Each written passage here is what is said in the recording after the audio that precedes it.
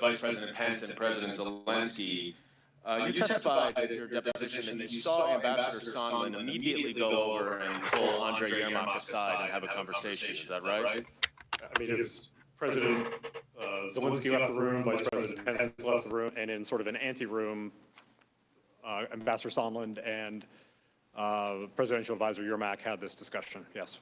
And what did Ambassador Sondland tell you that he told Mr. Yermak?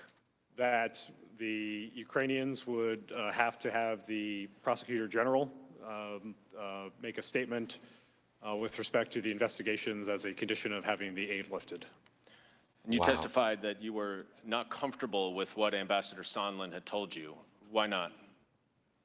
Well, I was concerned about what I saw as essentially an additional hurdle to accomplishing what I had been directed to help accomplish, which was giving the president the information he needed to determine that the security sector assistance could go forward.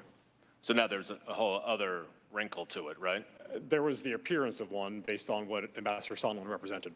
And you told Ambassador Taylor about this conversation as well, is that right? I promptly reached out to Ambassador Taylor to schedule a secure phone call. And in your deposition, you testified that his testimony, other than one small distinction between President Zelensky and the Prosecutor General, was accurate as to what you told him. Is that correct? About that conversation, yes. And generally speaking, you confirmed everything that Ambassador Taylor told you, except for that one thing and a small other ministerial matter relating to the location of a meeting. Is that correct? Correct. Now, did you tell Ambassador Bolton about this conversation as well? I reached out to him as well and requested his availability for a secure phone call. And what was his response when you explained to him what Ambassador Sondland had said? Tell the lawyers. Did you go tell the lawyers? When I returned to the States, yes. And did he explain to you why he wanted you to tell the lawyers? He did not. Now, a few days later, on September 7th, you spoke again to Ambassador Sondland, who told you that he had just gotten off the phone with President Trump. Isn't that right? That sounds correct, yes. What did Ambassador Sondland tell you that President Trump said to him? If I recall this conversation correctly, this was where Ambassador Sondland related that there was no quid pro quo, but President Zelensky had to make the statement and that he had to want to do it. And by that point, did you understand that the statement related to the Biden and 2016 investigations? I think I did, yes. And that was essentially a condition for the security assistance to be released? I understood that that's what Ambassador Sondland believed. After speaking with President Trump? That's what he represented.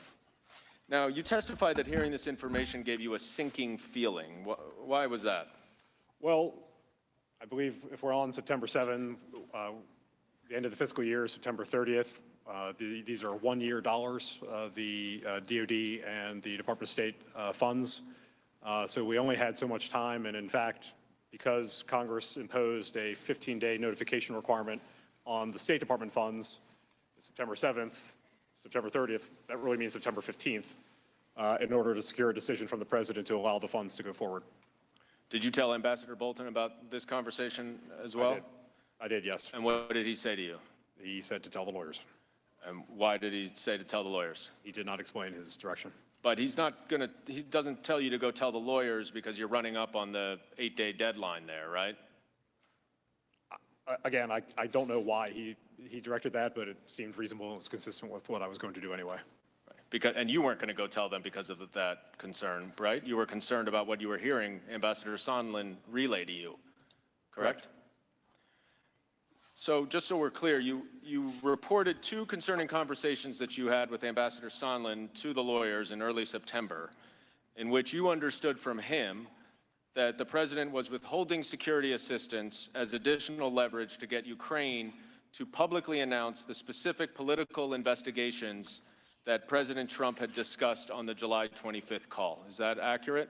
I was concerned about what Ambassador Sondland was saying were requirements, yes. Right. And you understood, though, that the investigations that Ambassador Sondland was referring to were the 2 that President Trump referenced on the July 25th call, correct? At this point, yes. And during this early September time period, Mr. Morrison, did you have any conversations with Ambassador Volker about any of this? I believe we had one conversation. And what do you recall about that conversation? I believe on or about September 6th, Ambassador Volker was in town to provide an update on some of his activities. And he provided that update, and then we had a one-on-one conversation about this track, this separate process. And what do you recall saying to him about the separate process? I think I was interested in understanding his understanding of events. Did you explain to him what your understanding of events was? I think I was primarily on receive mode. Okay. And Ambassador Volker, do you recall this conversation? Thank you. I do remember a conversation with Tim. I'm not sure about the timing. I left around that time to go on a trip, and so it may have been a little bit earlier. I'm not sure about the timing. And what I do remember the discussion being is Tim asking me, what is my impression of the role that Ambassador Sondland plays? And my response to that was, well, I find it helpful that he has political contacts in the White House. I don't have those contacts. I'm working the national security, the diplomatic front, but I don't have the political contacts. And so if he's able to use those to support the same goals that we are working toward, then I view that as helpful. Well, that's a good segue to our next exhibit, which is a September 8th text exchange with you and Ambassador Taylor and Ambassador Sondland. And at the top, Ambassador Sondland says, guys, multiple convos with Z, that's Zelensky, period, POTUS, period, let's talk. And then Ambassador Taylor, about 15, 16 minutes later, says, Gordon and I just spoke. I can brief you, meaning you, Ambassador Volker, if you and Gordon don't connect. Approximately 1 hour later, Ambassador Taylor says, the nightmare is they give the interview and don't get the security assistance. The Russians love it, and I quit. And then at the bottom, about 5 hours later, how do you respond? Say, I'm not in the loop. Talk Monday?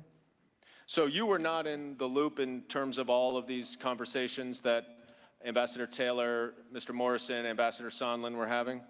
Yes, that's correct. And now ultimately the hold was lifted on September 11th. Is that right, Ambassador Volker? That's my understanding. September 11th. And Mr. Morrison, were you aware that prior to September 11th that the White House, that there was a whistleblower complaint circulating around the White House? I don't believe so, no. But you were aware of a request to preserve records, were you not? We received a number of those requests. I have a general recollection of one as it related to Ukraine. And one final question. When was the hold lifted? As I understand it, the president gave that direction the evening of September 11th. Which was 2 days after Congress announced an investigation. Were you aware of that? I believe I was familiar with the letter from the three committee chairmen. I yield. That concludes the majority 45 minutes. Before I turn to the minority, are you both and your counsel okay, or do you need a break? Okay. Ranking Member